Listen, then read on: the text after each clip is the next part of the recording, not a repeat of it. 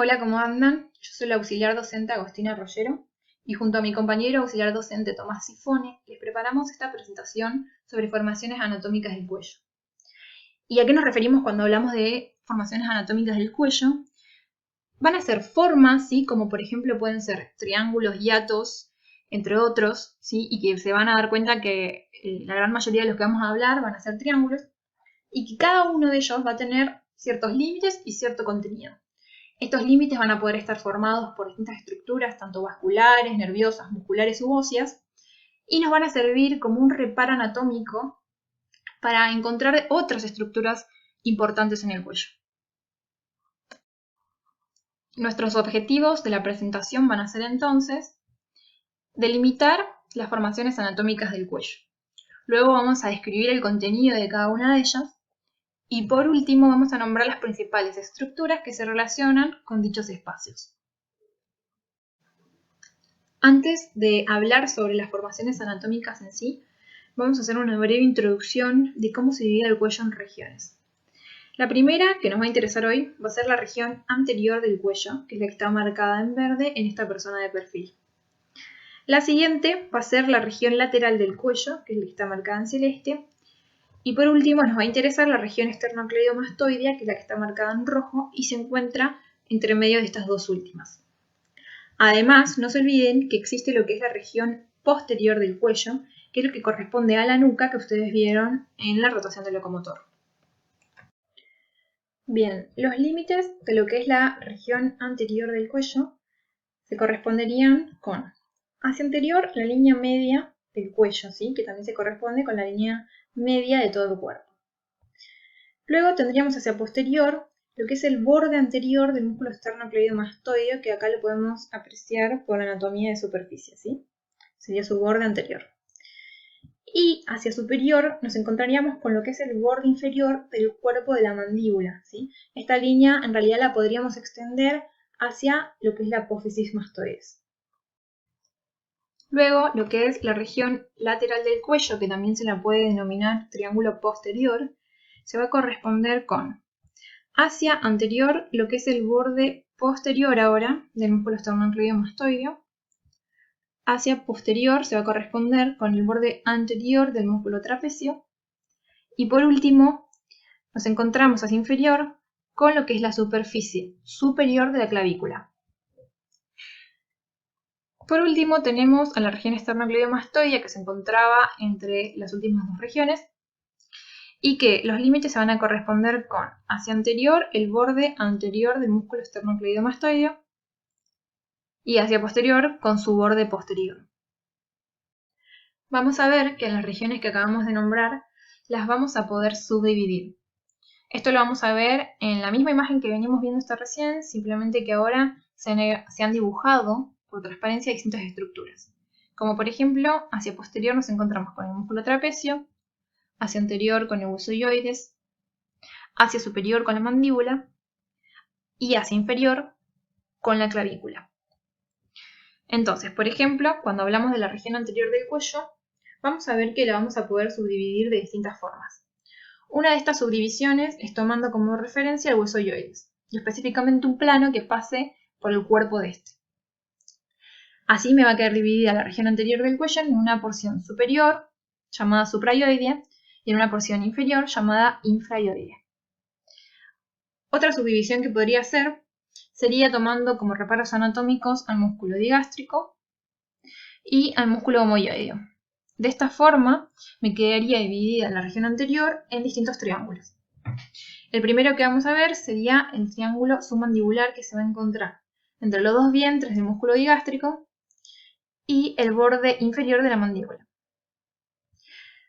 Otro triángulo va a ser el triángulo carotidio, que se va a encontrar entre el borde anterior del esternocleidomastoideo, el vientre posterior del digástrico y el omohyoideo.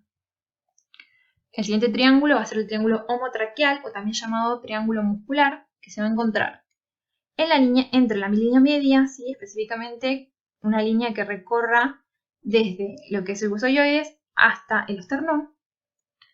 Se va a encontrar también hacia póstero inferior con el borde anterior del músculo esternocleidomastoideo y póstero superior con el músculo omohyoideo. Y por último, tenemos al triángulo submentoniano, que se encontraría entre los vientres anteriores de los músculos digástricos, tanto el izquierdo como el derecho del otro lado, el mentón hacia anterior y el huesoioides hacia posterior. Dentro de la región lateral del cuello nos encontramos con un triángulo que es el llamado homoclavicular, que se encuentra entre el vientre inferior del músculo moioide, el borde posterior del músculo esternocleidomastoideo y la clavícula. Si yo a este triángulo lo viese desde una anatomía de superficie, me encontraría con una fosa, que es la llamada fosa supraclavicular mayor, y si existe una fosa supraclavicular mayor, quiere decir que existe una menor. Esta última, sí, la fosa supraclavicular menor, se va a encontrar en la región esternocleidomastoidea y la vamos a ver mejor más adelante.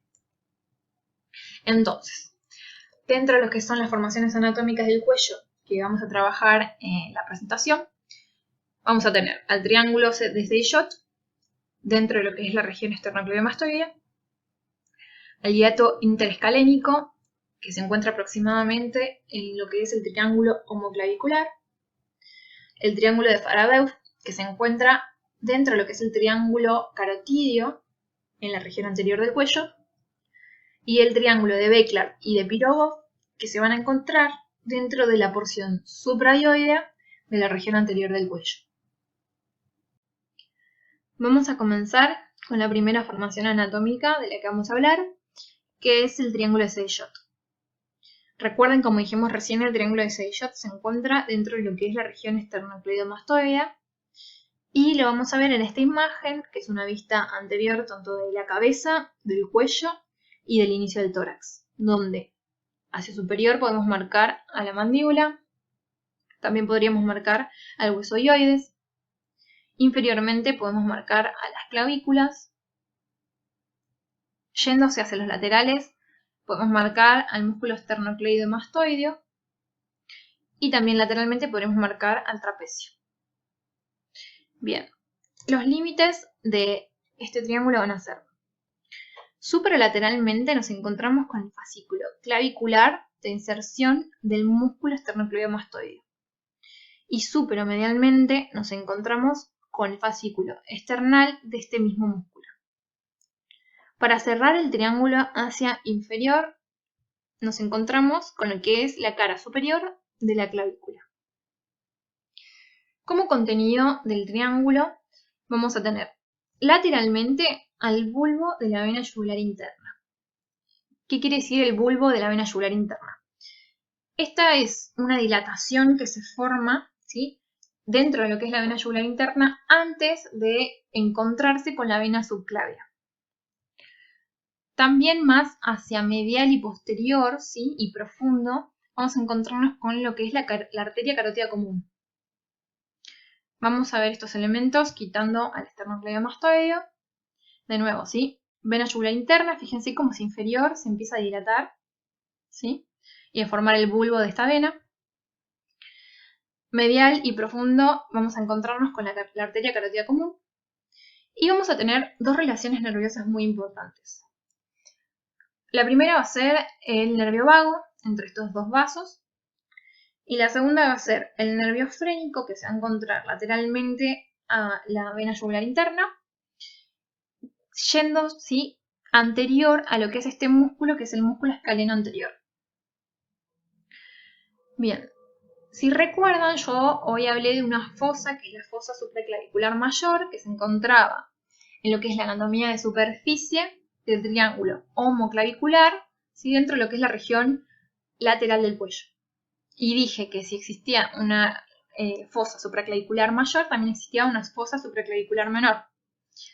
Esta va a ser la fosa que se forme por la anatomía de superficie en lo que es el triángulo de Seychot, ¿sí? Entonces, en lo que es anatomía de superficie, yo voy a palpar la clavícula y voy a palpar a los dos fascículos de inserción del músculo esternocleidomastoideo y me voy a encontrar con una fosa, ¿sí?, que es la fosa supraclavicular menor. Lo que vamos a hacer ahora es ver un video de un preparado cadavérico que nos va a mostrar una vista lateral, ¿sí?, tanto de parte de la cabeza hacia superior y anterior, la nuca posteriormente y el resto del cuello hacia anterior. Lo que vemos en la parte central es la vena yugular interna, que se ve de esta forma porque está inyectado. Bien, vamos a poner play. Entonces, hacia superior y anterior podemos marcar el ángulo de la mandíbula y el músculo macetero. Hacia posterior podríamos marcar el trapecio y hacia inferior la clavícula. Lo que se está marcando con la flecha blanca es la arteria carótida común, que fíjense cómo se encuentra medial y profunda, ¿sí?, a lo que es la vena yugular interna. Y por último, lo que se va a hacer es agregar al músculo omohioideo, que se encuentra superficial a la vena yugular interna. Bien, pasamos al siguiente.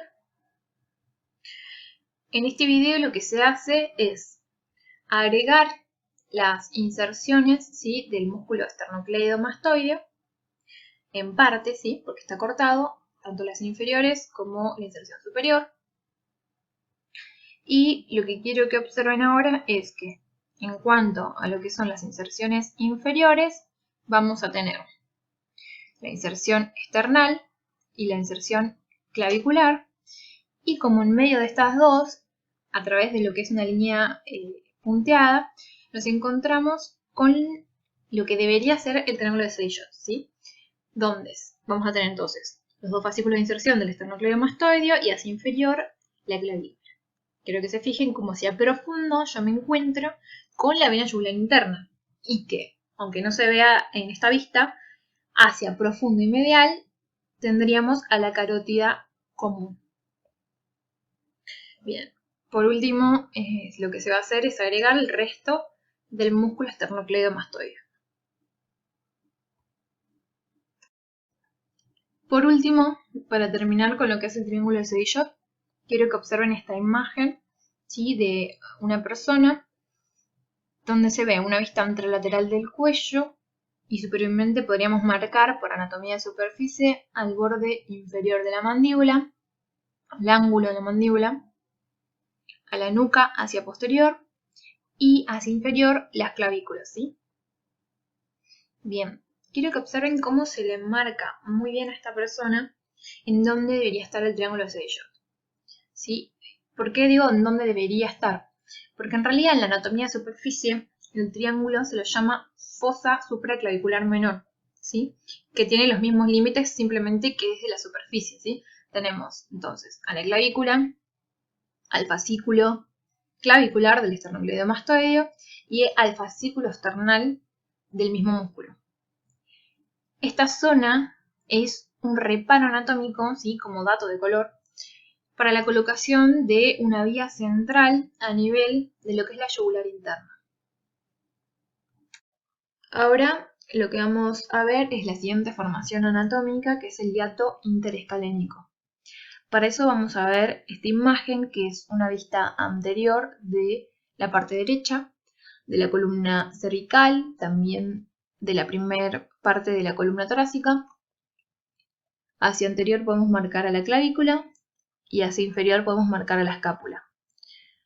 Hacia lateral nos encontramos con el húmero y hacia medial podríamos marcar lo que son las primeras costillas con sus cartílagos costales. Además podemos marcar bien medial a lo que es el esternón. Bien, vamos a ver los límites del hiato.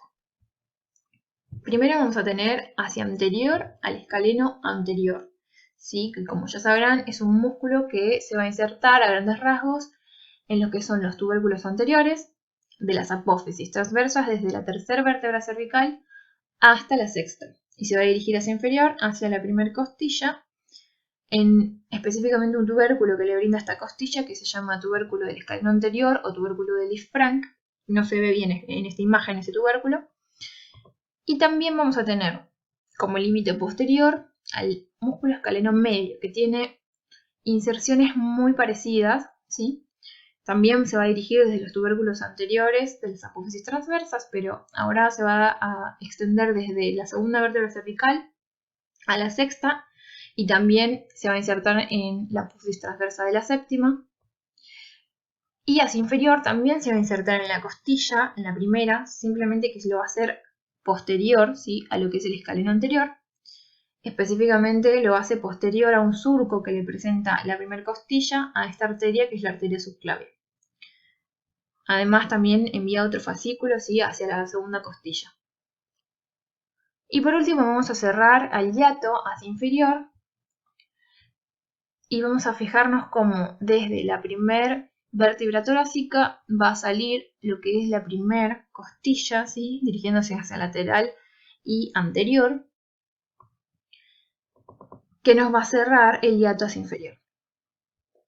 Ahora, como contenido vamos a tener a la arteria subclavia, ¿sí?, que recuerden tiene distintas porciones, y específicamente la que se encuentra en este hiato es la porción interescalénica, que se encuentra entre los escalenos anterior y medio.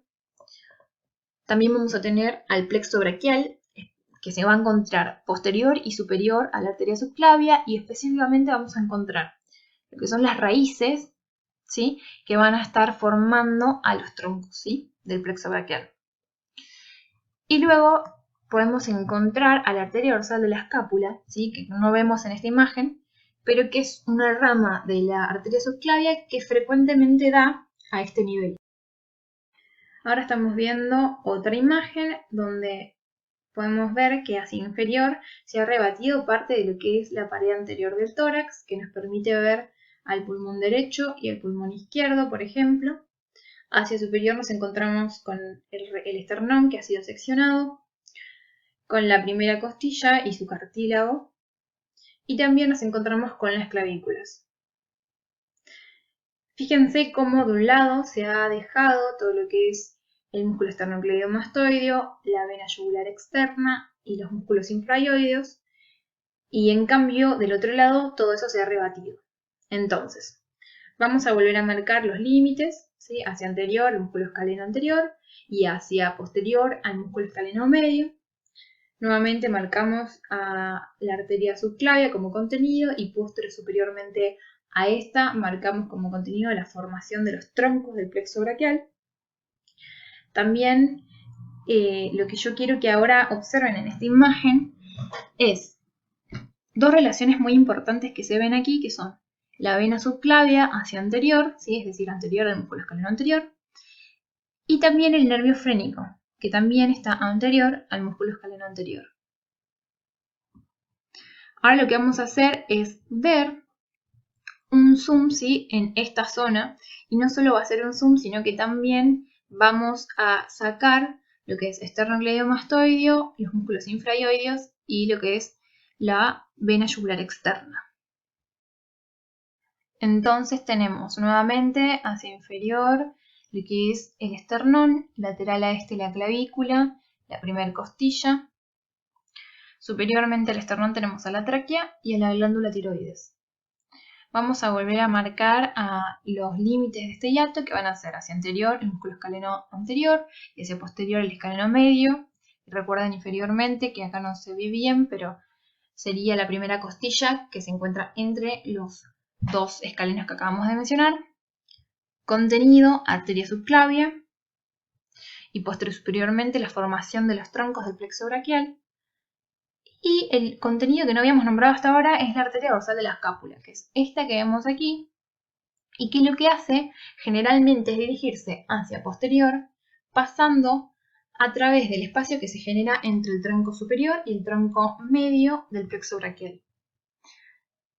Ahora, relaciones que ya habíamos marcado son la vena subclavia hacia anterior, el nervio frénico, y otras relaciones que me gustaría marcarles en esta imagen que se ven muy bien son tres ramas que da la arteria subclavia generalmente en la porción preescalénica, que van a ser la arteria supraescapular, la arteria cervical transversa, que estas últimas dos tienen una dirección transversal horizontal, y por último la arteria cervical ascendente, que va a tener una dirección vertical.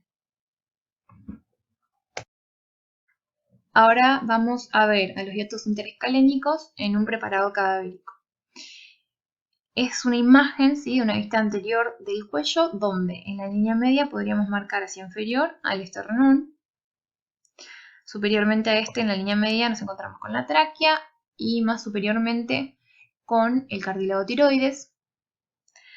Hacia posterior nos encontramos con el borde anterior del músculo trapecio. Y fíjense cómo las clavículas en realidad están seccionadas en este preparado. Y acá vamos a ver una porción de la clavícula izquierda. Bien, vamos a marcar los límites del hiato, hacia anterior al escaleno anterior, que va a estar seccionado en este lado, hacia posterior el escaleno medio, y vamos a marcar el contenido. Tenemos a la arteria subclavia, que en realidad estamos marcando toda la arteria subclavia y no solo a la porción que pasa por el hiato. Y vamos a marcar el plexo braquial.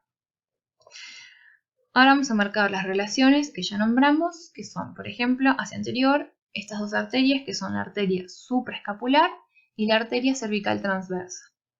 Además, recuerden que teníamos con una dirección vertical a la arteria cervical ascendente.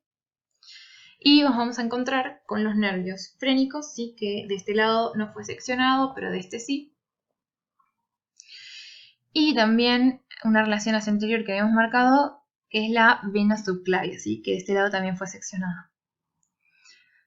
Ahora, lo que quisiera mencionar, que no mencioné hasta ahora, es otra relación, ¿sí? Que es con esta membrana, ¿sí? Que se llama membrana suprapleural, ¿sí? Que la van a entender mucho mejor y la van a ver en el trabajo práctico que viene. Y por último, para finalizar con lo que es el hiato interescalénico, vamos a ver dos videos de un preparado cadavérico, específicamente de una vista anterolateral del cuello, donde para ubicarnos un poco mejor nos encontramos hacia inferior con la clavícula. Posteriormente tenemos al trapecio, hacia anterior el resto del cuello. Y fíjense en el centro una estructura vascular importante que va a ser la carótida común, que se ve hacia superior un poco como estaría la bifurcación de la carótida común en carótida externa y carótida interna. Lo que no se ve en este preparado va a ser todo lo que es el sistema venoso, ¿sí? No se va a ver ni lo que es la yugular interna, ni tampoco lo que sería la vena subclavia. Bien, vamos a ponerle play, vamos a hacer un zoom y vamos a marcar lo que es la arteria subclavia. Además se marcan las ramas, ¿sí? Algunas de las ramas que da en su porción preescalénica y que recuerden que las que nos interesaban a nosotros, porque tenían una relación hacia anterior con el hiato, iban a ser la supraescapular, la cervical transversa y la cervical ascendente. Lo siguiente que se va a mostrar va a ser el músculo escaleno anterior y además se ve al músculo escaleno medio, ¿sí? Y recuerden entonces que entre estos dos pasan lo que es la arteria subclavia, que se vuelve a marcar pasando por el hiato, y además posterior superiormente se ve la formación del plexo braquial, ¿sí? De los troncos específicamente. Y lo último que les quiero mostrar en este video es que realmente se ve muy bien la formación de los troncos del plexo braquial en lo que es el hiato interescalénico. Vamos a marcar antes de poner play lo que es la clavícula, hacia lateral el músculo deltoides, tendríamos por ejemplo en la línea media a lo que es el esternón, y podemos marcar hacia lateral e inferior lo que es el músculo pectoral menor que fue rebatido. Bien, vamos a poner play. Entonces, fíjense cómo se ven perfectamente las raíces del plexo braquial, ¿sí? Entre lo que son el músculo escaleno anterior, ¿sí? Y el escaleno medio. Después, fíjense cómo hacia antero inferior tenemos a lo que es la arteria subclavia, así que se veía bien acá. ¿Sí? Antero inferior, la arteria subclavia. Luego, a modo de repaso, ¿sí? Recuerden que entonces los ramos anteriores de los nervios espinales, ¿sí? Tanto de C5 como de C6, se van a juntar y formar el tronco superior. C7 va a continuar solo y C8 y T1 van a formar el tronco inferior, ¿sí? Entonces, tronco superior, tronco medio y tronco inferior. Se ve muy lindo. Como último dato, que es dato de color, pero para que sepan que sirve todo lo que estamos viendo, es una de las tantas aplicaciones clínicas que se le puede dar a este hiato, que es un síndrome, es decir, un conjunto de síntomas y signos que puede llegar a generarse a nivel de este hiato, ¿sí? ¿Esto qué puede ser? Por ejemplo, una de las causas de este síndrome que se llama síndrome escalénico o síndrome de hiato interescalénico, entre otros nombres, se podría llegar a generar por ejemplo, fascículos supranumerarios o accesorios que se encuentren entre el escaleno anterior y el escaleno medio, ¿sí? Imagínense fascículos musculares, que lo que me terminarían generando es una compresión de todo lo que se encuentra en el hiato, es decir, me van a comprimir tanto lo que es la formación de los troncos del plexo braquial, como también me van a comprimir a la arteria subclavia, ¿sí? Eso lo van a ver, yo creo que más adelante en la carrera. Así que, nada, es simplemente para que sepan que todo lo que estamos viendo tiene aplicación. Bueno, ahora lo que voy a hacer es dejarlos con mi compañero Tomás Sifone para que sigan viendo el resto de la presentación. Hola a todos, continuamos con la segunda parte de esta presentación, comenzando con la siguiente formación anatómica del cuello, que es el denominado triángulo de Farabeuf. Observamos una imagen, una vista lateral izquierda de la región del cuello, donde fíjense que se han retirado los planos más superficiales, con esto me refiero a la piel y el tejido celular subcutáneo. También se ha retirado un músculo superficial que es el denominado platisma. Podemos observar ciertos reparos óseos que nos permiten orientarnos en la imagen, como el cuerpo de la mandíbula, inferiormente a este el hueso hioides, y en el sector inferior de la imagen la clavícula. También podemos ver a un gran músculo del cuello que ha sido seccionado y reclinado, que es el músculo esternocleidomastoideo. Fíjense que en el sector inferior de la imagen se puede observar su fascículo esternal y su fascículo clavicular y cómo están reclinados. Todo esto para poder observar las diferentes estructuras nobles del cuello con mayor precisión. Anteriormente mi compañera les mencionó que toda la región anterolateral del cuello se podía dividir en tres regiones principales. La que nos interesa para ubicar al triángulo de Farabeuf es el triángulo anterior del cuello, que recuerden que estaba comprendido anteriormente por la línea media del cuello, hacia superior por el cuerpo de la mandíbula y posteriormente por el borde anterior del esternocleidomastoideo. Este triángulo, región anterior del cuello, a su vez podemos encontrar un segundo triángulo que es el denominado triángulo carotidio, ¿sí? Limitado hacia superior por el vientre posterior del músculo digástrico, hacia inferior por el vientre superior del homoioideo y hacia posterior por el borde anterior del esternocleidomastoideo. En este segundo triángulo es donde vamos a ubicar al triángulo de Farabeuf, ¿sí? Un triángulo importante que tanto los límites como el contenido está formado por estructuras nobles que hay que conocer. Veamos sus límites. El triángulo de Farabeuf va a estar delimitado hacia posterior por la vena más importante del cuello, la vena yugular interna. Hacia antero inferior va a estar delimitado por una segunda vena, que es el denominado tronco venoso tirolinguofacial, o también llamado por otros autores como vena facial común. Este tronco tirolinguofacial es la unión de la vena facial, la lingual y la tiroidea superior, que se unen para terminar drenando la vena yugular interna. También autores clásicos lo denominan tronco tirolinguofaringofacial, ya que describen que hay venas faringias que también drenan en dicho tronco. Eso existe, es así, pero la variedad del tronco tirolinguofaringofacial es poco frecuente y se ve entre un 3 o un 5% de los casos, mientras que lo más frecuente de ver es el tronco tirolinguofacial, con estas tres venas drenando en un mismo tronco común, que se ve entre un 50 y un 55% de los casos. Entonces estas tres venas se van a unir para terminar desembocando en la vena yugular interna. Por último, como límite antero-superior vamos a encontrar un nervio que es el 12º par, el nervio hipogloso, que forma el límite antero-superior del triángulo de Farabeuf. Una vez delimitado el triángulo de Farabeuf, podemos ver cuál es su contenido.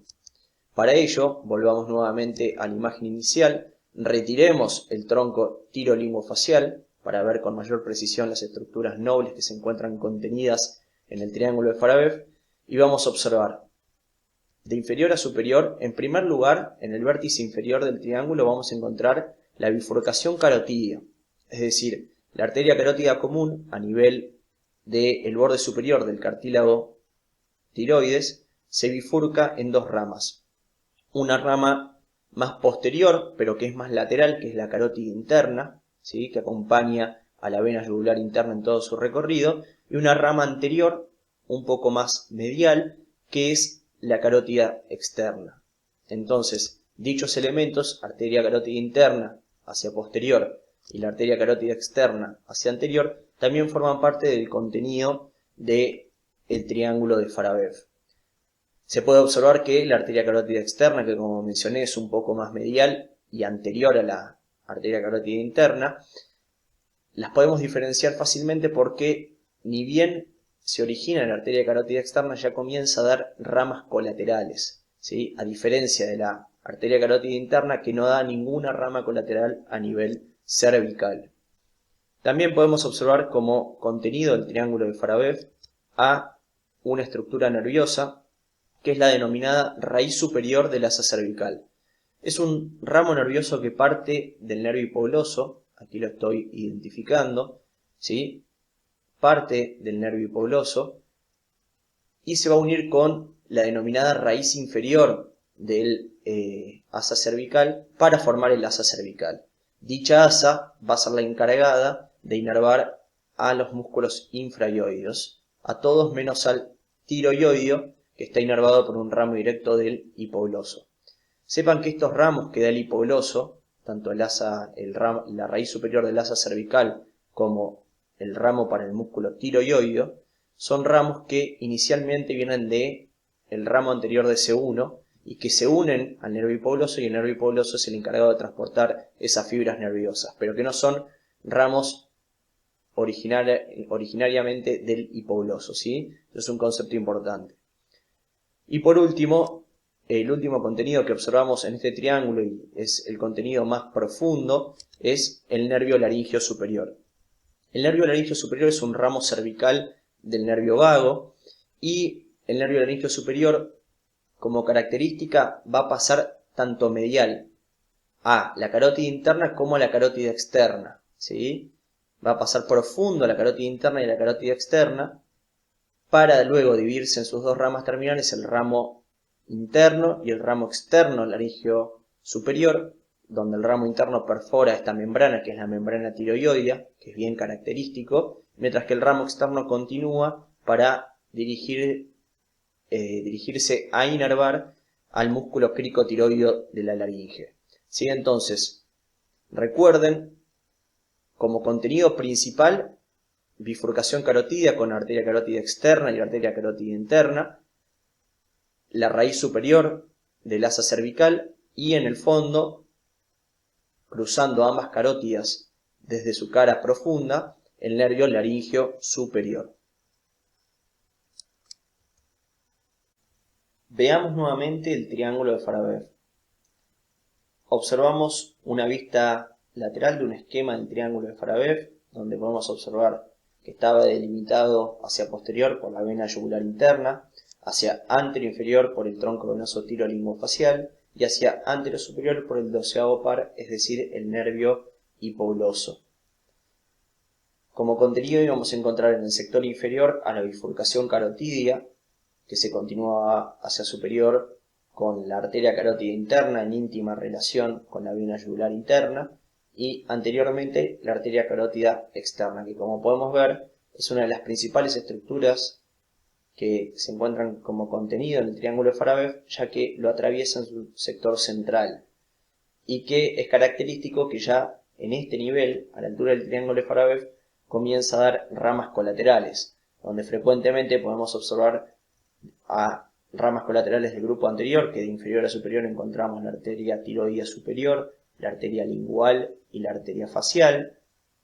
Podemos encontrar a una de las del grupo posterior, que es la arteria occipital, que siempre es bastante frecuente la relación que tiene, en íntima relación, con el nervio hipogloso, y una del grupo medial, que es esta arteria que estoy identificando, que es la arteria faringe ascendente, que nace de la cara medial de la carótida externa y asciende en íntima relación a la pared lateral de la faringe. Los músculos que se observan profundos a estas estructuras nobles son los músculos constrictores de la faringe. También podemos encontrar estructuras nerviosas formando contenido de este triángulo, una estructura más superficial que es la raíz superior del asa cervical, que recuerden que partía del nervio hipogloso, y una segunda estructura más profunda que es el nervio laringio superior, que se iba a dividir en un ramo interno y un ramo externo. El ramo interno perforaba la membrana tiroidea y el ramo externo se dirigía al músculo cricotiroideo. Algo característico y que es importante remarcar, porque frecuentemente a la hora de analizar el material cadavérico confunden el nervio laringio superior con el nervio hipogloso, es que el nervio laringio superior va a pasar tanto profundo, es decir, por su cara medial o profunda, a la carótida externa, como, si lo continuáramos, a la carótida interna. Mientras que el nervio hipogloso, como se puede observar, va a pasar superficial a ambas carótidas, ¿sí? Por su cara lateral. Eso es bien característico. Fíjense que el nervio hipogloso pasa entre la carótida interna y la vena yugular interna, pero superficial a ambas carótidas.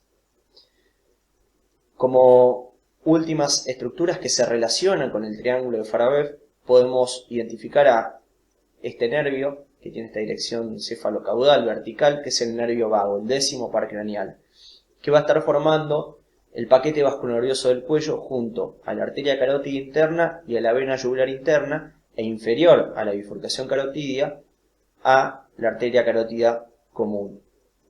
Es decir, superior a la bifurcación carotidia, arteria carótida interna, nervio vago, vena yugular interna. Inferior a la bifurcación carotidia, arteria carótida común, nervio vago, vena yugular interna. Recuerden, paquete vasculonervioso del cuello. Por último, escalonados sobre la cara lateral de la vena yugular interna, vamos a encontrar diferentes ganglios linfáticos que forman parte del grupo cervical superior lateral. La importancia de este triángulo, ¿sí?, el triángulo de Farabeuf, radica en que es un triángulo de fácil acceso a las arterias carótidas y sobre todo a la arteria carótida externa. Por eso se lo describe como la vía clásica de abordaje para la ligadura de la arteria carótida externa. Dicho esto, pasemos a ver ciertas estructuras que se pueden ver en el material cadavérico.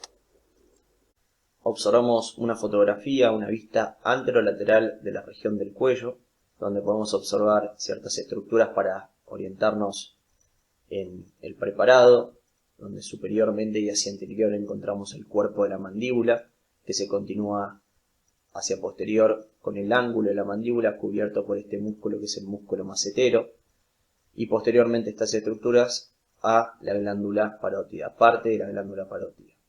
Inferiormente al cuerpo de la mandíbula encontramos una segunda estructura ósea, que es el cuerpo del hueso ioides, que va a estar parcialmente oculto por las diferentes inserciones tanto de los músculos supra como infraioideos. Además, el hueso ioides va a estar oculto en su cara lateral por otro tejido glandular que es la glándula submandibular.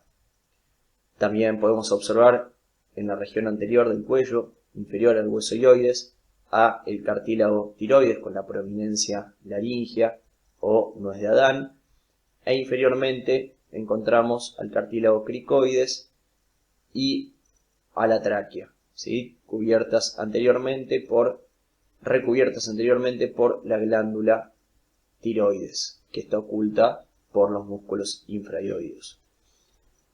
También podemos observar que se ha seccionado el músculo esternocleidomastoideo para poder ver y observar mejor el paquete vasculonervioso del cuello, y vamos a delimitar el triángulo de Farabeuf.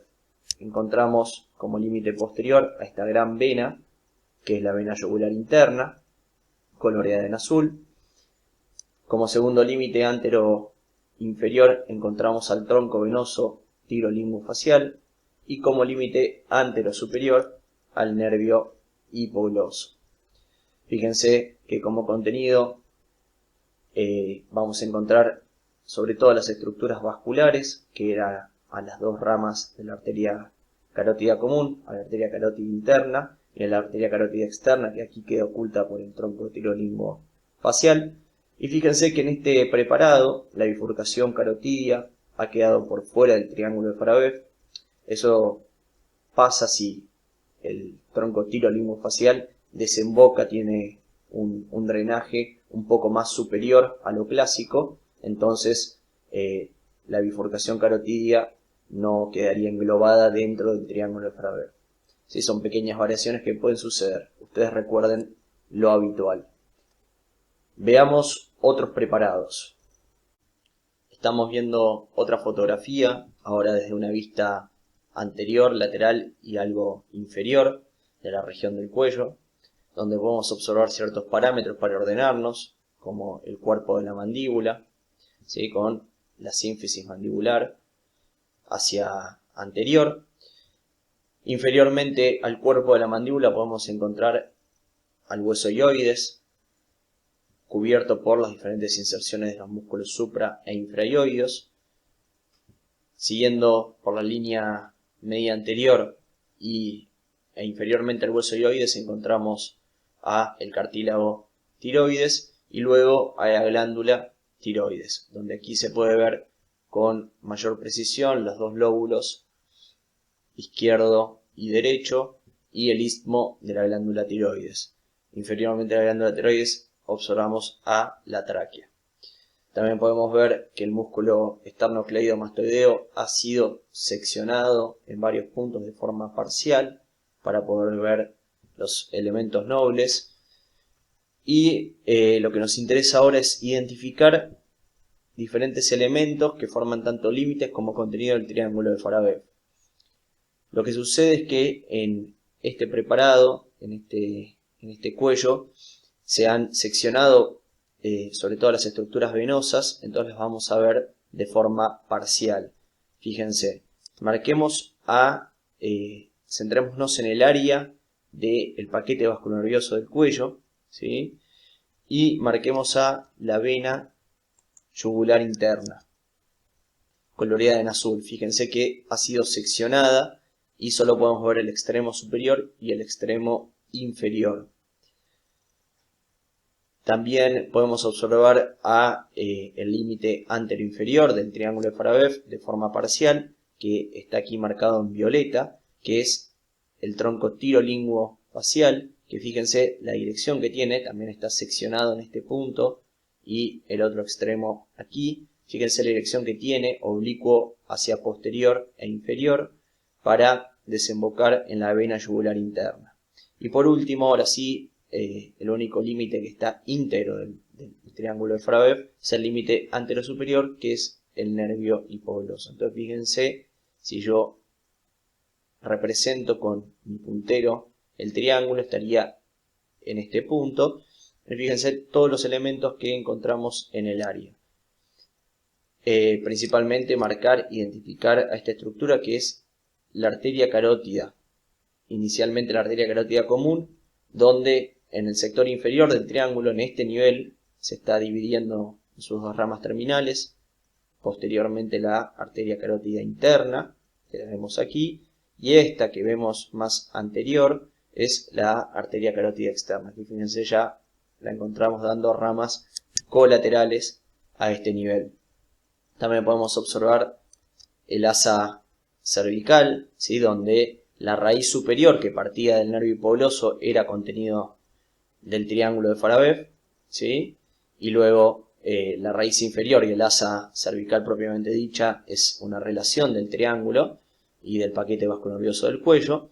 Y otra estructura que estaba en relación al triángulo de Farabeuf y en íntima y formando parte del paquete vasculonervioso del cuello es esta estructura, que es el nervio vago, ¿sí? Que fíjense cómo se encuentra en el ángulo que se forma entre la vena yugular interna y la carótida interna inicialmente, y luego, inferior a la bifurcación carotidia, entre la vena yugular interna y la arteria carótida común, ¿sí?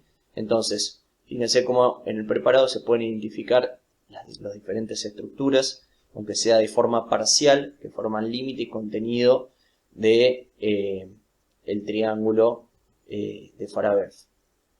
Pasemos ahora a ver un breve video para terminar de integrar el triángulo de Farabev. Observamos una vista lateral, pero una vista lateral derecha de la región del cuello, donde podemos ver hacia superior el ángulo de la mandíbula. Anteriormente encontramos piel y tejido celular subcutáneo de la región facial. Y posteriormente encontramos diferentes planos musculares de la región de la nuca, de la región cervical posterior. Como se puede ver, se ha retirado el músculo esternocleidomastoideo. Y observamos en el centro de la imagen una gran vena que es la vena yugular interna. Desembocando en la vena yugular interna podemos ver este gran tronco venoso, que es la vena facial común, o también denominado tronco venoso tirolimofacial, como vimos. Y fíjense, cruzando superior y anteriormente encontramos al nervio hipogloso. Entonces fíjense cómo se forma el triángulo de Farabev y cómo, como contenido, encontramos principalmente, y lo que deben recordar como principal estructura, a la arteria carótida común dividiéndose, es decir, la bifurcación carotidia, y luego a la carótida interna, que se continúa con la vena yugular interna, y anteriormente a la arteria carótida externa, que ya a este nivel está dando ramas colaterales. Pasemos ahora a ver las siguientes formaciones anatómicas para finalizar esta presentación. La siguiente formación anatómica que vamos a ver es el triángulo de Beckler. Para ello veamos un esquema de una vista lateral izquierda de un cuello, donde podemos ver las tres regiones que se forman y que ya mencionó mi compañera: el triángulo anterior, la región esternocleidomastoidea y el triángulo lateral. En relación al triángulo anterior, si yo trazo un plano que pasa por el hueso ioides, podemos dividirlo a su vez en una región supraioidea y una región infraioidea. Lo que nos interesa es esta región, la región del triángulo anterior que queda por encima del hueso ioides, es decir, la región supraioidea. Para ello hagamos un zoom en esta región, ¿sí? Y veamos qué estructuras son las que son de importancia. Vamos a ver el cuerpo de la mandíbula con el ángulo y el músculo macetero insertándose en dicho ángulo, en su cara lateral. Podemos observar inferiormente el hueso ioides, donde desde inferior están insertándose los diferentes músculos infraioideos, pero superiormente podemos ver diferentes músculos que nos interesan, como los músculos supraioideos, que podemos observar el músculo digástrico con su vientre posterior, el tendón intermedio y el vientre anterior, confundiéndose con el vientre posterior del digástrico el músculo estiloioideo, y hacia anterior podemos ver este músculo que forma parte del piso de la boca, que es el músculo miloioideo, partiendo de la línea miloioidea de la mandíbula hacia el cuerpo del hueso ioides. Por último, me gustaría que presten atención a este músculo con estas fibras verticales que parte del hueso ioides, sobre todo de su asta mayor, y que se dirige a la lengua. Es el músculo hiogloso, un músculo clave de la región, porque entender su disposición y cómo se relaciona con los diferentes elementos vasculonerviosos que vamos a ver es indispensable para entender esta región. Entonces pasemos a ver los límites y dónde está ubicado el triángulo de Beckler. Entonces yo dije que el triángulo de Beckler iba a estar por encima del hueso ioides, es decir, en la región supraioidea, y por debajo de la mandíbula. Por lo tanto, vamos a los límites. Va a tener un límite posterior que va a estar formado por el borde posterior del músculo hiogloso. El músculo hiogloso, borde posterior. Un límite inferior que va a estar formado por el asta mayor del hueso ioides, y un límite antero superior formado por el vientre posterior del músculo digástrico. De esta forma se forma, valga la redundancia, un triángulo de base inferior que, fíjense, en el área del triángulo voy a tener a este músculo que es el músculo iogloso, ¿sí? Y que va a ser clave el músculo iogloso porque van a pasar estructuras superficiales al iogloso y estructuras profundas al músculo iogloso. Una de las estructuras que pasa superficiales o por su cara lateral es el nervio hipogloso, que aquí se puede ver. Y ahora vamos a ver el resto de las estructuras que las tomamos como contenido. Entonces, triángulo de Beckler, delimitado posteriormente por el borde posterior del iogloso, inferiormente por el asta mayor del ilioides y anterosuperiormente por el vientre posterior del músculo digástrico. Antes de meternos de lleno con el contenido del triángulo de Beckler, analicemos esta imagen. Se ha producido un corte parasagital del maxilar y de la mandíbula para poder observar a los diferentes músculos supraioideos y parte de los músculos de la lengua y de la faringe vistos desde lateral. También observamos inferiormente a la mandíbula al hueso ioides. Hacia posterior encontramos a parte del hueso temporal con la apófisis estiloides, la mastoides, y como medial a la apófisis mastoides se está insertando este músculo que ha sido seccionado, que es el vientre posterior del digástrico, que aquí está el otro extremo seccionado. El músculo que me interesa que ahora fijen es este músculo que ya se nos mencioné en la diapositiva anterior, con estas fibras verticales que parte del hueso ioides y se dirige a la lengua, que es el músculo iogloso. Y es la estructura clave del triángulo de Beckler, ya que hay estructuras que pasan laterales y hay otras que pasan mediales al músculo iogloso. Fíjense que aquí es donde se delimita el triángulo de Beckler y pasemos a ver la siguiente imagen. Observamos una imagen similar a la vista previamente, el cuerpo de la mandíbula seccionado de forma parasagital y vemos al hueso ioides, su cuerpo y el asta mayor. Y vemos cómo este músculo que se dirige a la lengua con estas fibras verticales, el músculo iogloso, se le ha producido una ventana, se lo ha seccionado de forma parcial, se le ha hecho una abertura para poder ver las estructuras que pasan profundas, es decir, mediales al músculo iogloso. Entonces fíjense a este nivel, que a este nivel es donde estaría el triángulo de Beckler, o ángulo de Beckler también llamado, que como las estructuras pasan superficiales y hay otras que pasan profundas. Las que van a pasar laterales al iogloso van a ser el nervio hipogloso, a este nivel, y esta vena que acompaña al nervio hipogloso, que es la vena satélite del nervio hipogloso, antes denominada vena lingual superficial. Mientras que profundo al músculo iogloso va a pasar una arteria que es la arteria lingual, ¿sí? Rama de la carótida externa, la arteria lingual, acompañada por la vena profunda de la lengua, ¿sí? Entonces, dos estructuras superficiales, dos estructuras profundas. Veámoslo en otra imagen. Analicemos esta imagen. Es una imagen bastante similar a la que vimos anteriormente. Se ha producido un corte a nivel del cuerpo y de la rama de la mandíbula. Podemos observar nuevamente al ioides con su cuerpo y asta mayor. Y partiendo sobre todo el asta mayor del hueso ioides y parte del cuerpo a este gran músculo con fibras verticales que se dirige a la lengua, del ioides a la lengua. Es el denominado músculo iogloso que ya tantas veces he mencionado. También podemos observar ciertos músculos supraioideos, aquí el estiloioideo seccionado y reclinado, pero sí se puede ver a este músculo que es el digástrico, con su vientre posterior, que está bastante tendinoso, su tendón intermedio, y el vientre anterior no se encuentra porque ha sido seccionado. Podemos observar que este área que estoy marcando corresponde a el área del triángulo de Beckler, delimitado hacia superior, antero-superior por el vientre posterior del digástrico, que aquí está bastante tendinoso representado, hacia posterior por el borde posterior del iogloso y hacia inferior por el asta mayor del hueso ioides. Como contenido encontramos superficial al hiogloso al nervio hipogloso.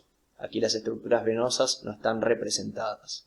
Y fíjense cómo aquí en íntima relación observamos a la arteria carótida externa, que a este nivel está dando esta rama, que es la arteria lingual. Y cómo la arteria lingual se oculta porque está pasando medial al músculo hiogloso. Ahora, ¿qué pasa si seccionamos el músculo hiogloso?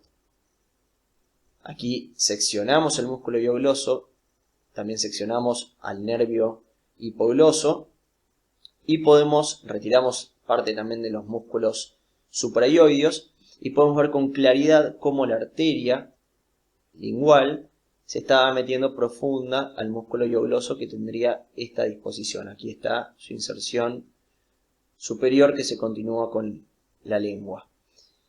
Entonces, recuerden, superficial al hiogloso, el nervio hipogloso. Profundo, la arteria lingual. ¿Sí? Bien. Pasemos a ver el último de estos espacios, de estas formaciones anatómicas del cuello, que corresponde al triángulo de Pirogov.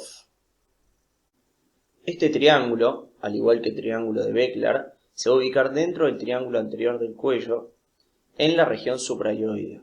Por lo tanto, vamos a hacer un aumento de esta región para ver la siguiente imagen que ustedes ya están familiarizados, teniendo como estructuras principales a el cuerpo de la mandíbula con su ángulo, al hueso hioides, a el músculo hiogloso, al vientre anterior, tendón intermedio y vientre posterior del digástrico, y a este músculo que forma parte del piso de la boca, que es el músculo milohioideo.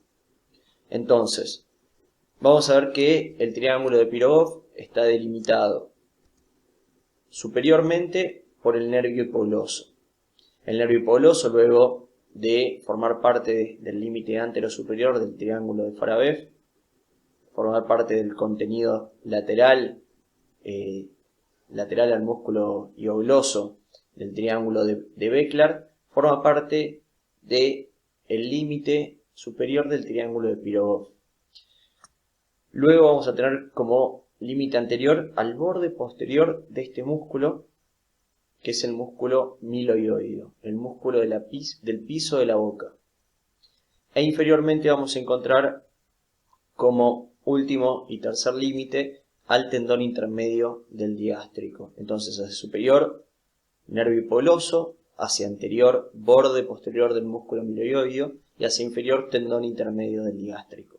De esta forma se delimita el triángulo de Pirogov, ¿sí? Donde fíjense que el nervio hipogloso es límite, no contenido, y superficial al músculo hiogloso, como contenido, voy a tener a la vena satélite del hipogloso, ¿sí? La misma que encontrábamos en el triángulo de Beckler, generalmente transcurre por el borde inferior del nervio hipogloso, y por lo tanto va a estar contenida en dicho triángulo, obviamente lateral al hiogloso, al músculo hiogloso.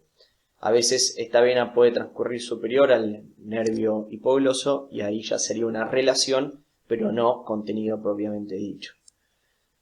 Pero lo importante es que medial al hiogloso vamos a tener, al igual que el triángulo de Beckler, a la arteria lingual junto a su vena satélite, que es la vena profunda de la lengua. Por lo tanto, para terminar de ver el contenido del triángulo de Pirogov, veamos la siguiente imagen que ya la conocen. Veamos nuevamente esta imagen. Anteriormente vimos el triángulo de Beckler. Ahora traslademos la atención a este pequeño triángulo que se encuentra anteriormente al triángulo de Beckler, que es el triángulo de Pirogov, donde íbamos a tener como límite superior al nervio hipogloso, como límite inferior al tendón intermedio del músculo digástrico, y como límite anterior al borde posterior del músculo milohioideo. Aquí el músculo milohioideo está seccionado, pero si estuviese íntegro, su borde posterior, que pasa superficial, es decir, lateral al músculo hiogloso, estaría a este nivel. Y de esta forma estaría cerrando el triángulo de Pirogov. Justamente Fíjense que el nervio hipogloso forma parte del límite, pero no del contenido, y a este nivel lo debería estar acompañando lateral al músculo hiogloso, la vena satélite del nervio hipogloso. Ahora, ¿qué sucede si yo secciono el músculo hiogloso? Retiro el músculo hiogloso, voy a ver a la siguiente estructura. Yo seccioné el músculo hiogloso, también seccioné el nervio hipogloso, y voy a ver con claridad a la arteria lingual. Fíjense que a este nivel es donde estábamos parados hoy, a nivel del triángulo Epirogov, y como yo seccionando el músculo hiogloso me encuentro nuevamente profunda al músculo hiogloso, es decir, medial a este músculo, a la arteria lingual, donde la arteria lingual ya luego de dar sus últimas ramas colaterales, que son las arterias dorsales de la lengua, se continúa hacia anterior y superior para dividirse en sus dos ramas terminales, la arteria sublingual y la arteria lingual profunda. Entonces, fíjense cómo tanto el triángulo de Beckler como el triángulo de Pirogov son dos triángulos que profundas al músculo hiogloso voy a tener a la arteria lingual.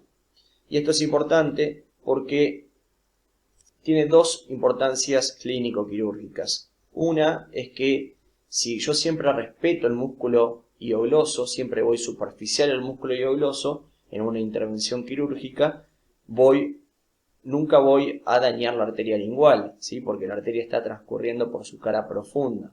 De esta forma se denomina al músculo hiogloso como un plano de seguridad para la arteria lingual.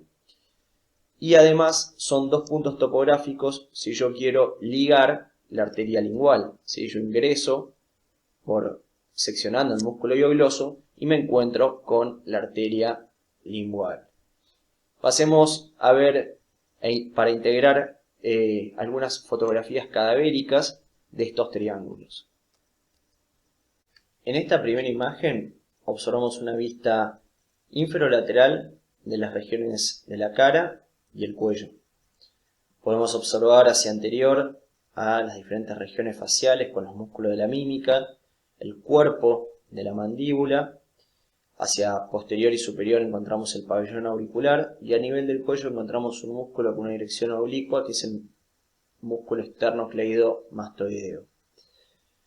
Nos ubicamos dentro del triángulo anterior del cuello, específicamente por encima del hueso hioides, que aquí marcamos, el hueso hioides, en la región suprahioidea. Fíjense que el hueso hioides, el cuerpo es difícil de identificar, pero el asta mayor es mucho más clara. Entonces nos ubicamos en la región suprahioidea, que es la que nos interesa para los triángulos de Beckler y Pirogov, y vamos a encontrar en primer lugar al triángulo de Beckler, ¿sí? Delimitado hacia inferior por el asta mayor del hueso hioides, hacia posterior por el borde posterior de este músculo que vemos allí en el fondo, que es el músculo hiogloso con esas fibras verticales hacia la lengua, y hacia superior, anterosuperior, encontramos a el músculo digástrico, ¿sí? Su vientre posterior es lo más característico. Entonces allí encontramos al triángulo de Beckler, que va a estar atravesado por su cara lateral o superficial por el nervio hipogloso. Luego el nervio hipogloso va a pasar medial al músculo digástrico y estilo hioideo, que se ve ahí, y va a formar límite superior de este pequeño triángulo que vemos más hacia anterior, que es el triángulo de Pirogov, delimitado hacia superior por el nervio hipogloso, hacia inferior por el tendón intermedio del digástrico y hacia anterior por el borde posterior de este gran músculo que es el músculo miloioideo.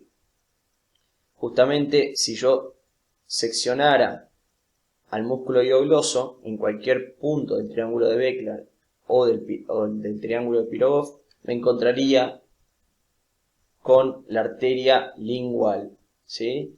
Veámoslo en otra fotografía. En esta fotografía estamos viendo una vista lateral izquierda de la región anterior o triángulo anterior del cuello.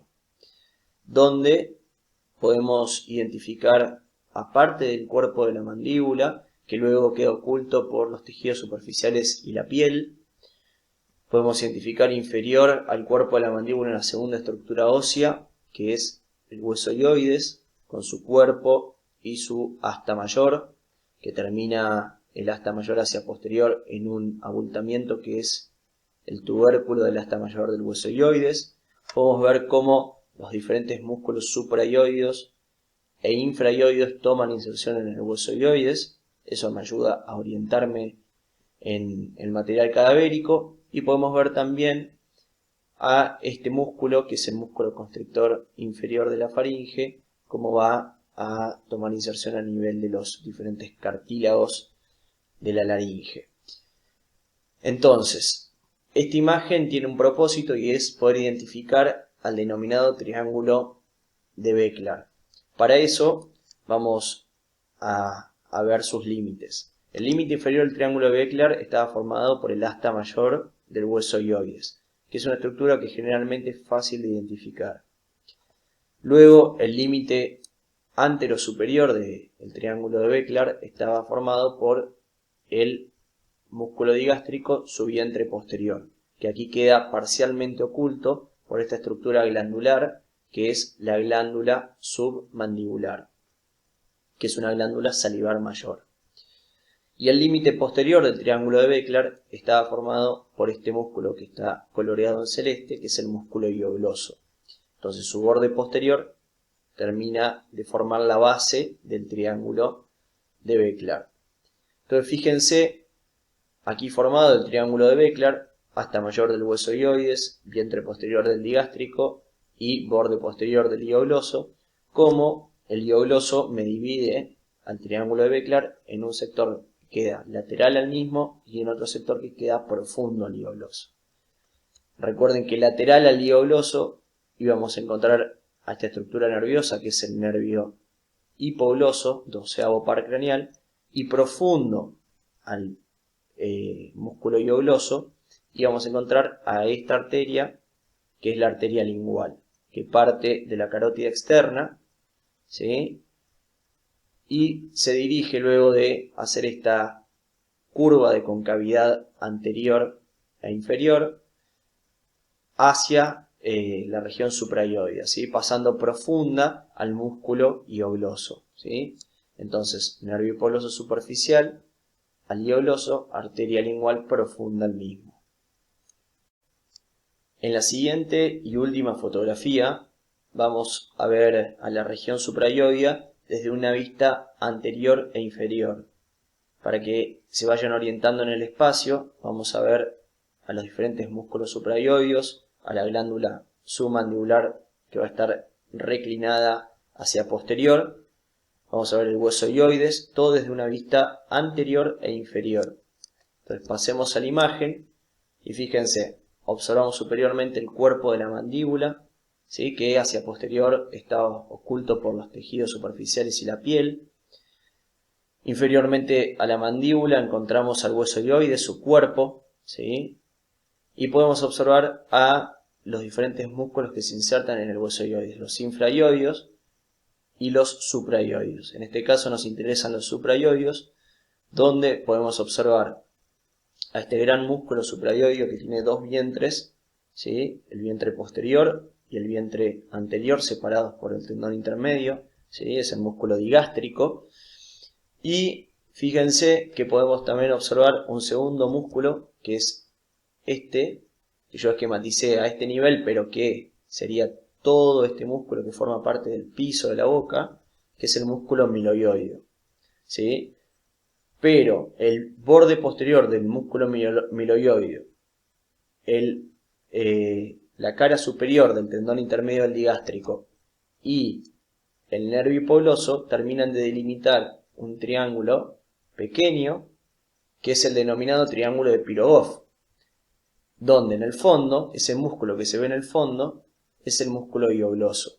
Fíjense que por debajo del nervio hipogloso veo a la vena satélite del hipogloso, ¿sí?, como relación o contenido lateral al músculo hiogloso. Si yo seccionara al músculo hiogloso, me encontraría con la denominada arteria lingual, ¿sí? Fíjense que dicho triángulo, el triángulo de Pirogov, va a quedar oculto por la glándula submandibular. El de Beckler quedaba oculto de forma parcial, pero el de Pirogov va a quedar completamente oculto por la glándula submandibular. Bueno, eso ha sido todo en esta presentación. Espero que hayamos sido claros. Les dejamos la bibliografía consultada y muchas gracias a todos. Un saludo.